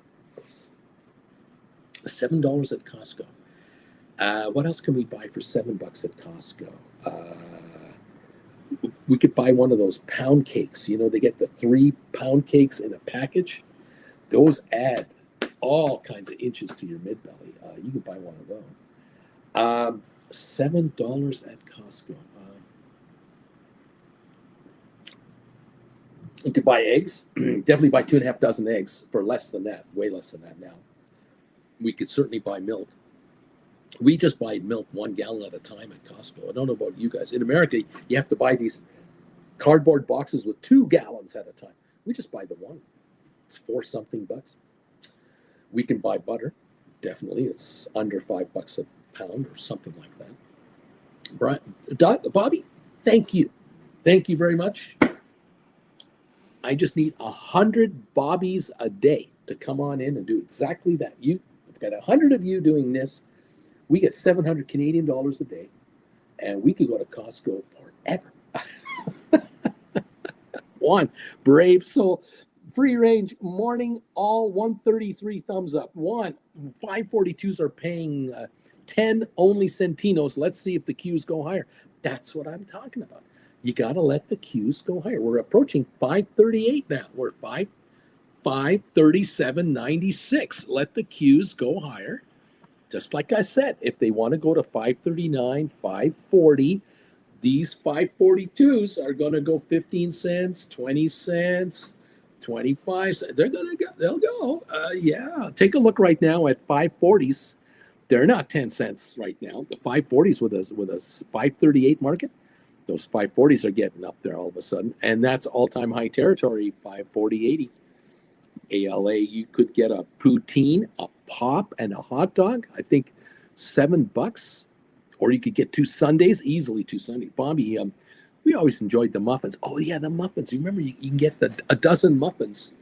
Now that used to be, what was it? 2 6-packs. You'd get 2 6-packs of muffins for $6, and that would be 50 cents a muffin. You remember those days, like 5 years ago? They're a little more than that now, but yeah, the muffins are a deal. Oh yeah, you can get a banana bread if they have a banana bread. You used to get them for $7. Those are delicious. A Splair, 7 liters of milk. No. Yeah. Well, that's right, 7 liters. You'd buy 2 1-gallon milks. And that's what we had to do in the desert in Rancho Mirage. We had to buy 2 1-gallon jugs. We put one in the second fridge, which is unheard of in Europe. A second fridge. That one's in the garage, and the main fridge had the one you were using. Oh yeah, this is the U.S. way. Oh yeah, no question. What are you doing with this in the United States? Bathing with this? I need maybe 2 liters, a little more than a half gallon per week. Something's nothing. Well, Splair, you're just not as fat as the rest of us. You're so skinny. I mean, come on. You want this? You better be drinking some milk. Get some ice cream and some cream and butter. $7 gets you a pumpkin pie at Costco when in season. And the Costco pumpkin pies are fantastic in Canada. They're absolutely delicious. J-Boy, we buy 4 gallons of milk, and that lasts us about a week and a half. We have 2 boys. We go through a lot of cereal. There you go. Splair, my grandma has a second fridge in her Polish house, but only because of the fish. Well, I can see that. And in North America, if you've got a lot of garlic sausage, you want a second fridge in the garage, okay? Oh, no. Do you think milk and ice cream is a solution? Yikes. Not good. Not good for you. Anyway, there you go. Where are we at now? 537.73 on the Qs. We've touched 538. We're up 608 right now. Can the Dow go higher? We're up 338 on the Dow. We're up 50 on S&P, 229 on NASDAQ. Okay, getting closer to the highs. Yeah, I don't know. We'll see. Interesting. Yeah, another fun day at Paradise. Welcome all to the program. Bobby Splair, you got to get your McD's extra large order with a bucket of soda, man. Regular Coke at a McDonald's. You do a drive-through McDonald's, and you leave there with 2,500 calories, and that's a light lunch. Dinner, of course, have a pizza and a regular couple of Cokes, another couple of thousand calories. Soon you'll be doing Elvis. Soon you'll have peanut butter and fried banana sandwiches with honey on top. And there's your 2,500 calories for a late night snack. You'll get your 10,000 calories a day, finally. and you are able to maintain that $400 frame you've always wanted to have. I mean, come on, let's go, guys. Let's get on with it. Oh boy, Bobby. Also, milk should be in bags, not cartons. Lisa, Trump wants China to buy Iran's oil and U.S. oil too. China does buy Iran's oil. They buy all of it. Unbelievable. Blair, that's understandable too. But honestly, I used to drink a lot of milk. Having issues with those skinny part of me, though. It's like maybe the drive-through makes the difference. I walk sometimes 5-10 miles a day. Blair, you're just not a North American. You just don't get it around here. You just won't fit in if you're going to walk everywhere. Joe, damn, even my milk drinking days, we never had a gallon on hand, let alone a second fridge. We didn't have second fridge kind of money. That's a ton of food talk for sure. Lisa, I'll admit in McD for lunch yesterday, 3 pounds for a Big Mac and fries. There you go. There you go. Jen and I, we're guilty. We go to Zermatt, Switzerland, where there are no gasoline-powered cars. There are only electronic little mini taxis. A lot of people walking, a lot of bikes. And there's a McDonald's right just nearby the train station. And Jen and I will enjoy a McDonald's meal, maybe once a week. Oh, yeah. We don't get the drink, but we'll get the... Oh, yeah. No, I know. But then we eat the good stuff, too. Anyway, Stephen Butler, Kerry Gold Butter, Irish butter is great. If you're going to go, then go with the best. I can't find that stuff in Canada. The Costco doesn't have the Kerry Gold Butter up here. And it was delicious. We bought it down there. Wow, is it ever nice. Very creamy. Spare. I will search for the bicycle routes of New Orleans and hope that no one is going to shoot me if I ride a bike. Lisa, but isn't Switzerland McDonald meal around 20 euros? Well, francs, it's like 20 something francs for a Big Mac, medium fry, and a quarter pounder or a double quarter pounder. Just those 3 will run you very close to 20 francs. Oh yeah, it's a fortune. Fortune. Sophia is dropping, or is that Sofi? 1558, what we got right now. Sharon, I haven't been to McDonald's for more than 2 decades. 20 years I haven't been to a McDonald's. Blair, we're close to 15 pounds, 15 euros around here for a McDonald's. Yeah, SoFi Square's thinking it's backing up. Well, 15.61 right now. GameStop, $23. Rocket Lab up only 6 centinos. The Dow up 305. NASDAQ up 203. The Qs are at 537.15. They hit 538 and they backed off a bit. I'm waiting this first hour to see if we have a run for a 400 point Dow gain or more, with Qs pushing 539, 540. That's what I'm wondering about right now. Is that going to happen? Stephen Bruce, if you can't get Kerry Gold Butter, you may want to consider immigrating to a country where you can, laughing out loud. Just move to Ireland, for crying out loud. There's that too. A Big Mac menu, yes, expensive. Well, what can I say? We'll see how it goes. Now, I haven't checked all over town for Kerry Gold Butter. I've only checked by Costco because I would prefer to buy it there at their decent price. But no, I can't find any butter other than the the local butter we have here all the time. I'll have to kind of do more digging if that's the case. What can I say? It be what it be. Okay. What else is going on out here? Nvidia's up 296. ASTS is up 113. HIMS are up 83. MST are up 768. DAC making a donation here. DAC, here's 20 pounds. That is 1,000 Canadian dollars. 20 pounds for your Costco fund. Thank you, Uncle B. Well, thank you very much. My goodness, that's awful generous of you. That works out to 14 pounds for us after YouTube takes their cut. 14 pounds at about $1.60. That's 23 Canadian dollars. So yeah, that'll buy a bunch of them. Now 23 Canadian plus the 7 Canadian from Bobby. We have 30 Costco dollars. 30 Costco, with 30 Costco dollars, you can buy a shepherd's pie for 20 or so, 21. Or you can buy for $22, you can buy a lasagna to take home. That's good for like 3 days. Jen and I cannot eat a lasagna or a shepherd's pie in one sitting. That is leftovers for days. 30 Canadian dollars would allow us to buy a 2 racks, full racks of baby back ribs easily. 30 Costco dollars. That makes a difference, no question about it. Cindy, Uncle Bruce, I had an iron condo on the spiders and the Qs that expired today, so I need a drop before I roll. There you go. Well, maybe now it's happening.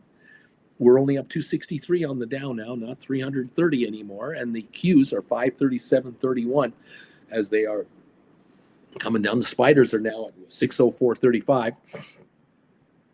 And they're giving up some ground. The spiders topped out at 605.40, so there's a $1 something drop. So a little more your direction, always a good thing. Cindy, keep an eye. Swear there has to be more. There has to be more butter in Calgary. Bobby, you can immigrate to Ireland for your butter and get a pony. You could a double win there. Swear, Tesla is almost red here. Dak, a gift paid for by the triple Qs. Oh, thank you all.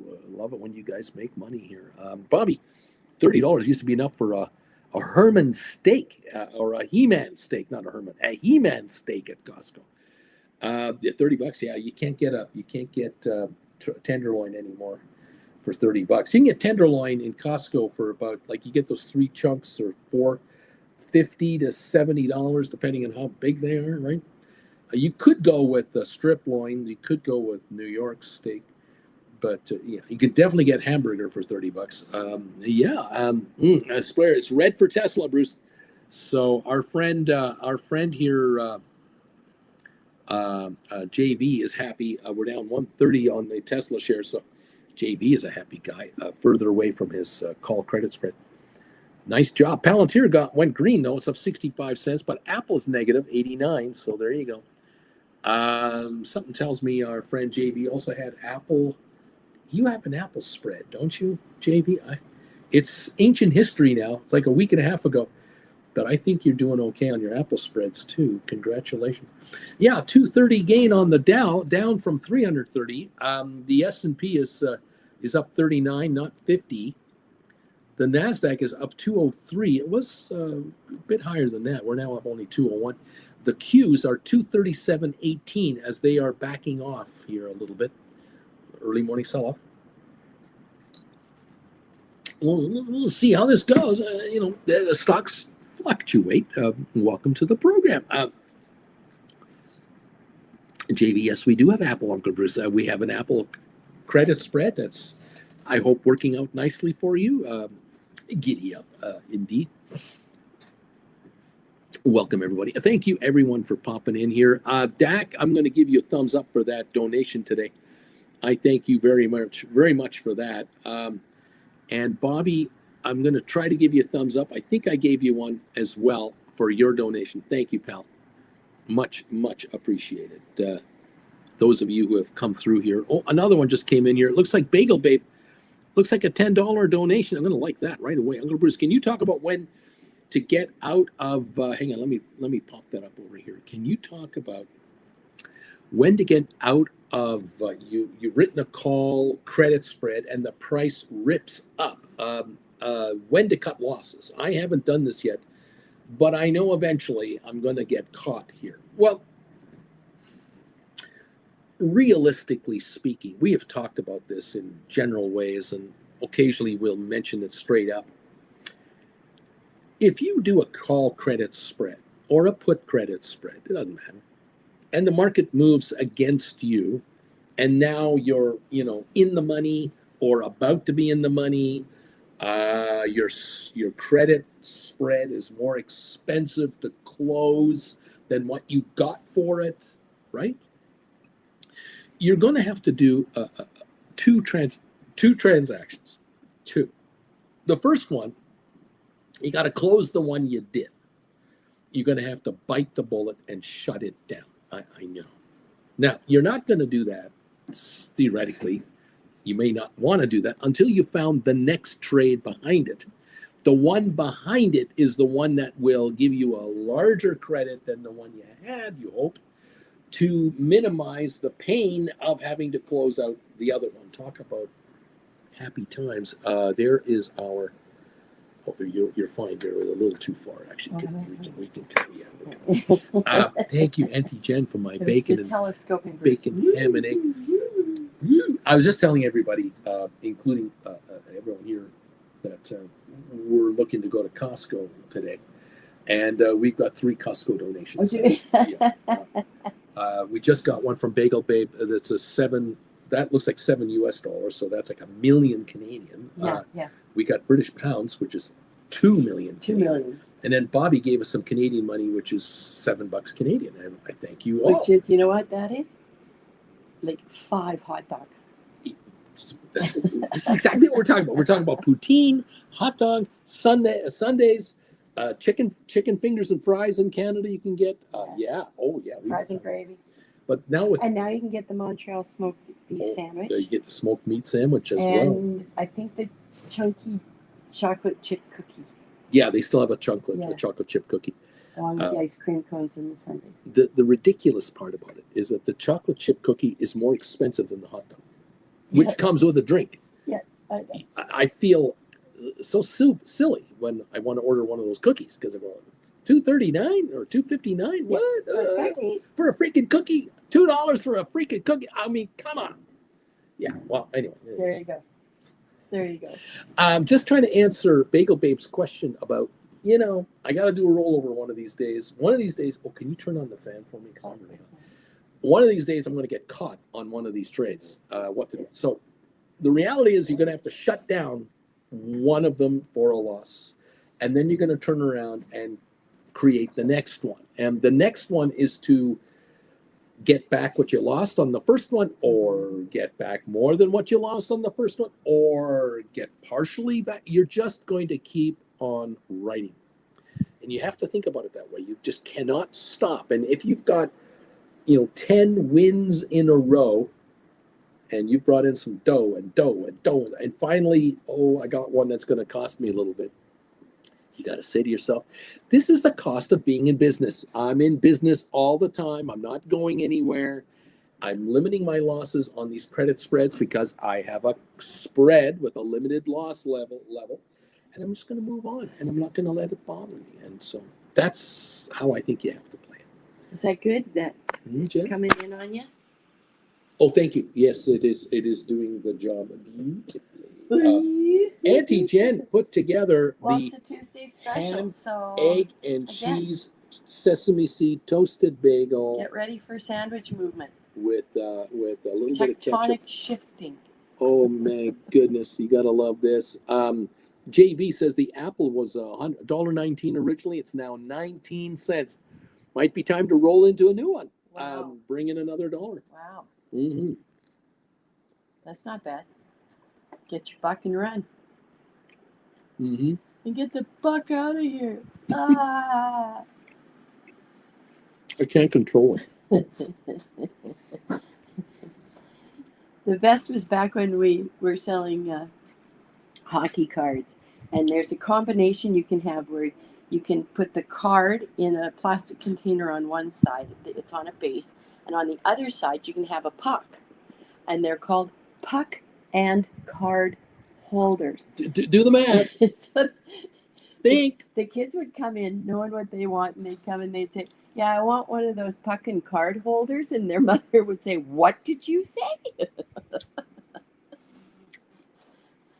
As we, absolutely nonplussed, we just turn around and get a puck and card holder. There you go. Well, one of those puck and card holders. Probably the only reason they wanted it, so they could say that. Gosh darn kids. I want a puck and card holder. Do you know that those kids that were 10 years old that came into my store? Why do you do this? Why? Why do you do this to yourself?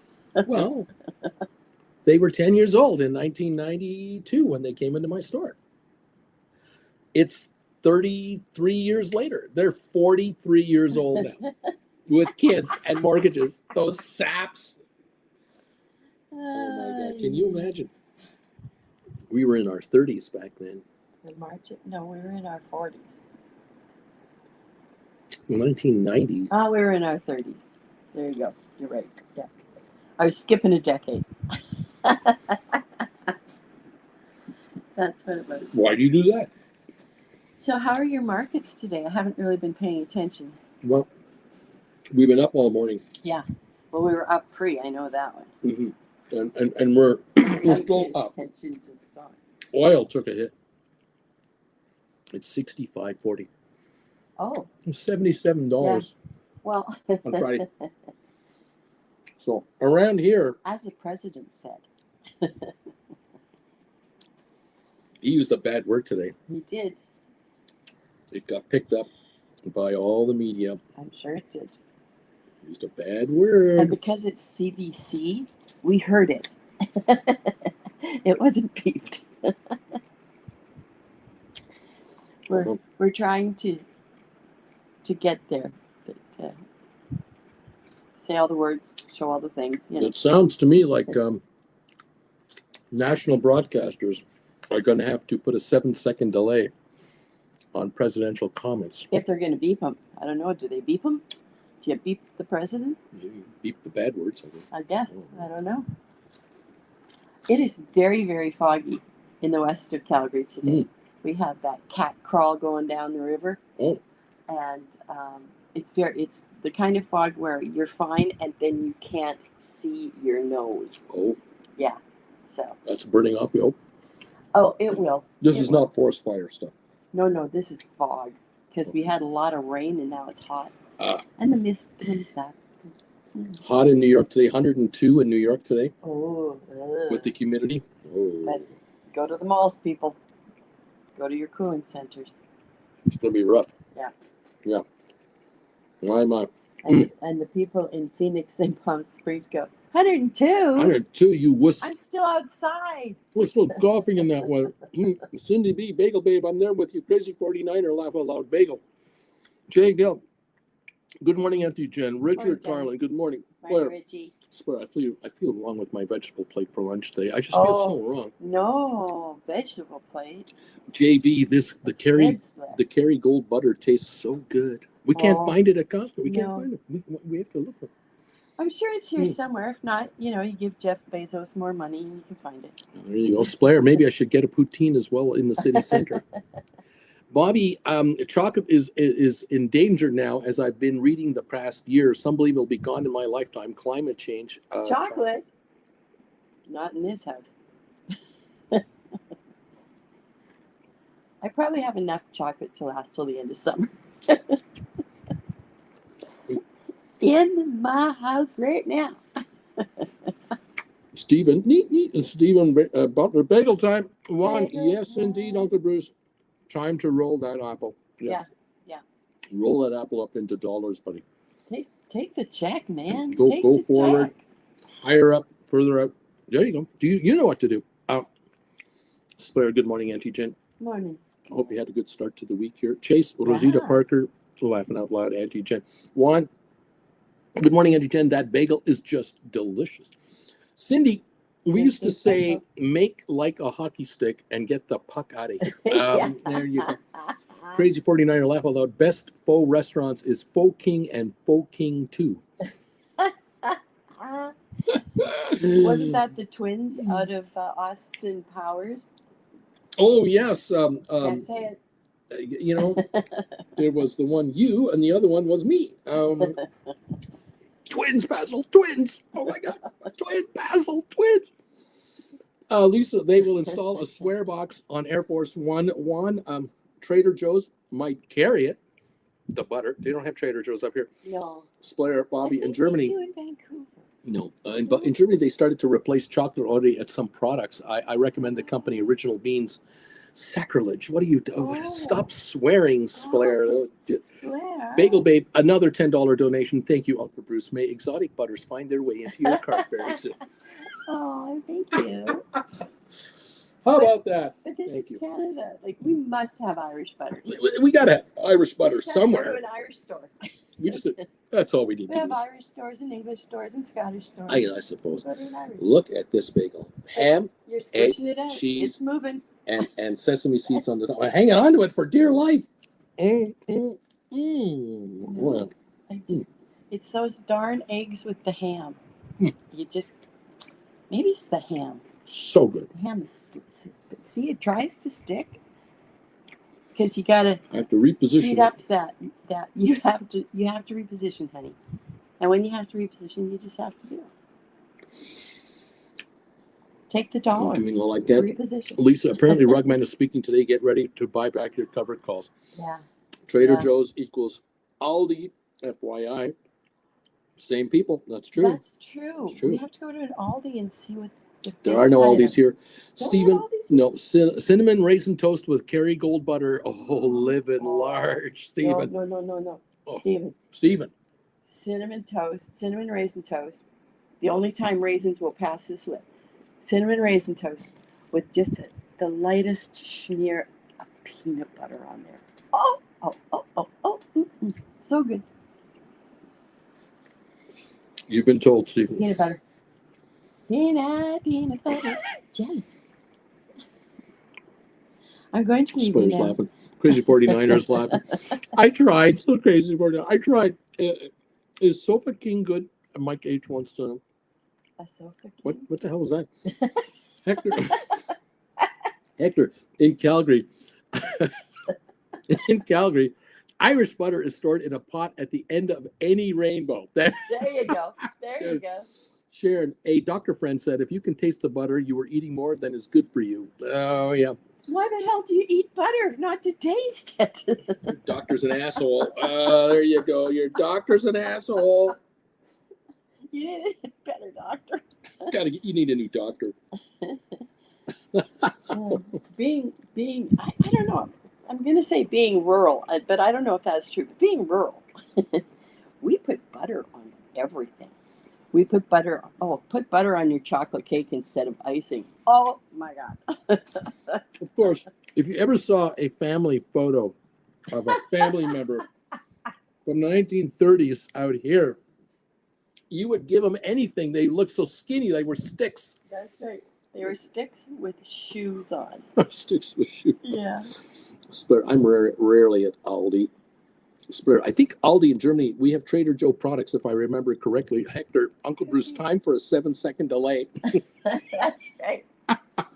On that note, bye, folks. Have Mike a nice H. Tuesday. I got you. Anyway, thank you all. And thank you, Jen, for this. Doing the best I can without making a mess. There you go. So delicious. Oh, boy. The Q's 537. They hit 538. We'll see how they do today. The day is young. I'm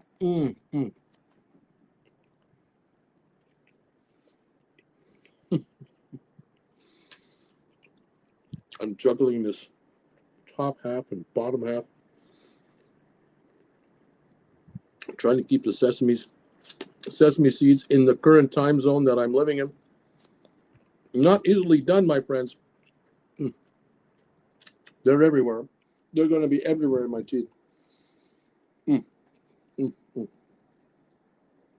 Thank you all for joining us today.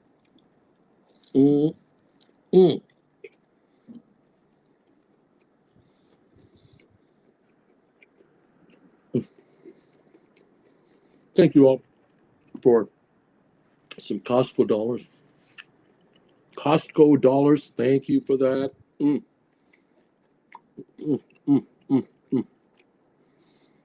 My goodness. Okay. The question of the day has generated 243 responders. That's pretty good. The thumbs up meter keeps rolling. We're now shooting 152 thumbs ups today. Thank you, everybody.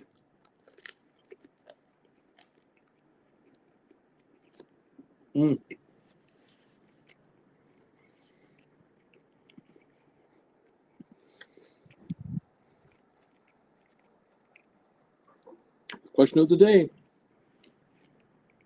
19% of you know somebody, a friend, a relative. They think they're going to lose their jobs very shortly. You know someone who's losing their job. 1 in 5. And that's not good. That is an indication of an economy having issues. All right, I'm finishing this last of this bagel here.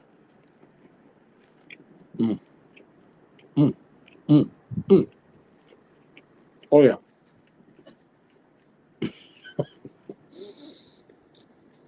I have sesame seeds on every one of my fingers.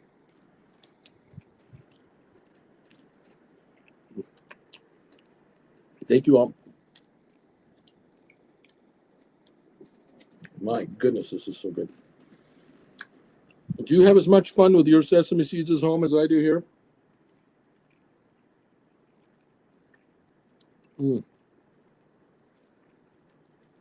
If you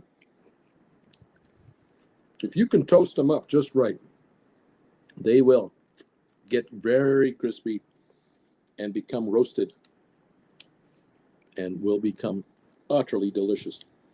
If you under toast your sesame seeds, you will not enjoy the pleasure of the taste of a roasted sesame seed on bread or on a bagel or whatever. You're just missing out. It's like trying to make money in the stock market and not learning how to write stock options. You're just missing out. And maybe you deserve not to make money. Maybe that's what it is. If you're not going to write stock options, you're not going to make the money you might be otherwise making. I'm just speculating. Just a guy in front of a computer hoping to inspire you and help you get richer. Go to my website right here, stockmarketswithbruce.ca. The description on the lessons are down below. Number 19 is about to be uploaded shortly. Stand by. As soon as it's ready, I'll let you know, and you'll be able to get number 19. Join the party, pal. Thank you all. Sharon says, my doctor also says that within 20 years, alcohol will be deemed as bad as smoking.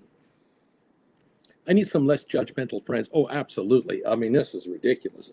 One, I'm talking about the APP 400 we wrote back in February is getting better and better, by the way. Last week, I wrote a 310 and I got $59. So far, so good, Uncle Bruce, on this one as well. Beautiful, sir. Keep working. Keep working it. 537.80 on the Qs. I think we have a bit of a rally there. They're trying to rally back to 538. The high is 538.04 for the triple Qs. We're at 537.80, up 614. Okay. They're not done yet. Okay. Spiders are up 433. Sofi is 15.53, up 17 cents. GameStop is at 23.02, up 20 cents. Thank you, everybody. What else is going on here? What's the deal with the 7-second delay? There's no 7-second delay. Not here. I don't know about the president. He said a bad word today. Larry, Musk already fired many of his friends here in D.C. Not many people are from D.C., but moved here to work from the government. So those friends have moved to other states and countries. Yes, there's been some serious upheaval in Washington with people's jobs and careers. No question about that. Romeo Jr., Uncle Bruce does waiting. What do we got here? Does writing on GameStop go up a bit around 27.28 to write a cover call make sense to you, or a call credit spread? Because I'm thinking of buying back to close from a higher price will be easier than buying back to close from these prices. Okay, I'm going to guess you're talking about writing covered calls, and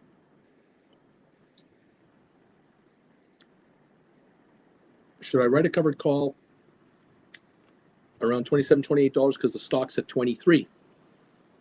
I'm guessing that's what he's asking me. Well, if you write a 27 or a 28, you're out of the money.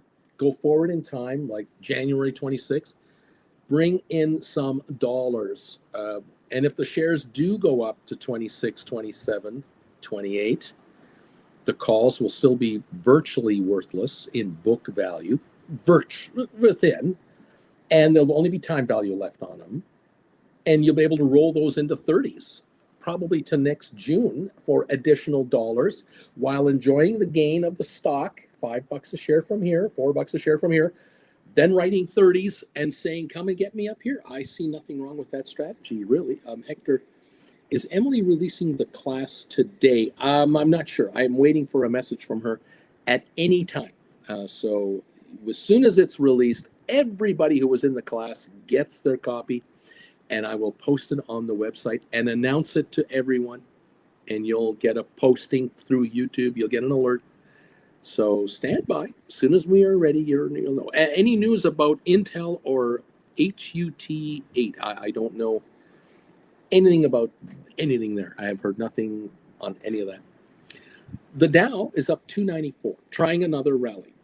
Will it have one? I don't know. We're at 537.62 on the Qs. We hit a high earlier today of 538.04, if I recall. Sofi is up 23 cents at 15.58, hanging on to the gains. I think a shot at 16 is in our near future.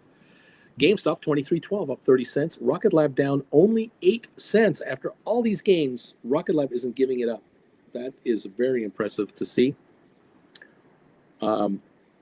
Tasty Trade. Anybody having trouble with Tasty Trade? AJ is wondering about that. Splair just saw Intel at 4% and HUT8 at 8%. Again, I have no personal news. No personal knowledge of anything there. Excuse me. Thank you all for joining us. IBM at 290.77, trying to hang around this level, up 159. NVIDIA up 250. ASTS at 50.43, up 23 cents. HIMS 42.81, up 83 cents. The high today so far on HIMS 44.38. So it's been $1.50 higher than this. The low 41.84. Maybe this is the low range. So if you're going to write cash secured puts, now's the time to do it. If you're going to do put credit spreads on HIMS, maybe 35, 37 range, now might be the time. Again, I just am saying maybe. If you're watching it closely. MSTR, Strategy Incorporated, up 9.22. So that's a nice move today.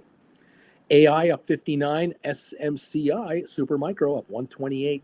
Tesla down 464 at 344. Palantir up 168. Google up 220. Apple down 46. Microsoft up 198. Meta up 760.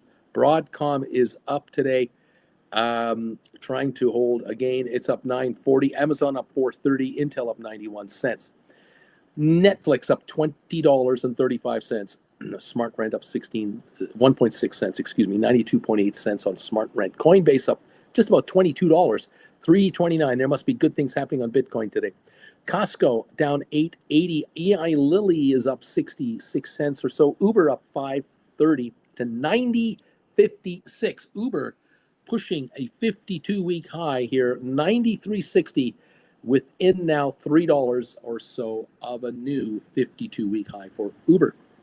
Cisco down a penny. Adobe up 2.17. AMD up $7, 136.66. Unity up 77. Enphase up 150. That's recovering back to $36. Spire up 27 cents. Moderna up $1. Pfizer up 28. HBQ up 51. Home Depot down 13. Vanik is up to 269. 27 up 7.30 today. Goldman up 13.60. $660 on Goldman, the 52-week high. 672, 12 away from highs on Goldman. Boeing up 74, Target up 73 cents, JP Morgan up $3.38, Walmart down 37, Disney up 127, American Airlines up 50 cents. DraftKings 42.38, up about 94 cents. AMC is up 4 cents at 3.03. Royal Caribbean up 9.77 today. As I see it, Carnival is holding a 240 gain at 26.50. Norwegian up 130 to complete the cruising sector, up 130 to 1990 on Norwegian. There's the story, kids. That is what I see right now. The Dow now 315-point gain. The Qs 537.73, trying to push 538 again. Sofi up 24 to 1560, and GameStop 2310 up 28. Comments. Splair Ituro just said stocks that are trading Bitcoin are up today. Hope this will move sooner or later to GameStop. It's chilling. Splair and Bitcoin just hit 104. Charlie, put in a stink offer to buy back my GameStop put spread. I wrote on June 13th, so 11 days ago, a July 3rd expiry 2022 for a 72-cent premium. I'm offering 6 cents to buy it back. Nice job, Charlie. Good going, buddy. James of the Misty Tree. I just sold 10 Sofi $20 cash secured puts that expire in January for $5.35. 27% return on my cash on that deal for January expiry. JB, I think 540, 545. Triple Qs is pushing it.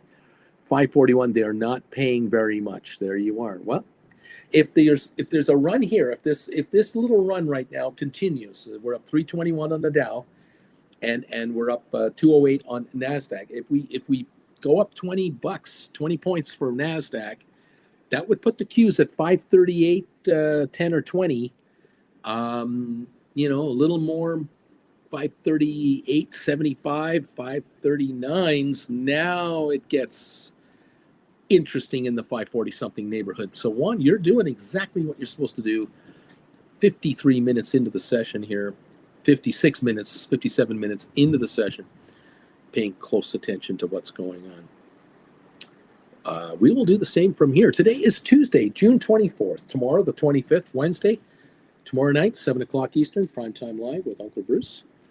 I look forward to seeing you. If you have any other further questions or comments, just drop me a line. But otherwise, let's keep an eye on this market together and see how it works. Charlie, I haven't done anything yet with the Qs either one. They're still climbing, it looks like to me, and that's what you let them do. Let them climb in a climbing market and then strike your call credit spreads.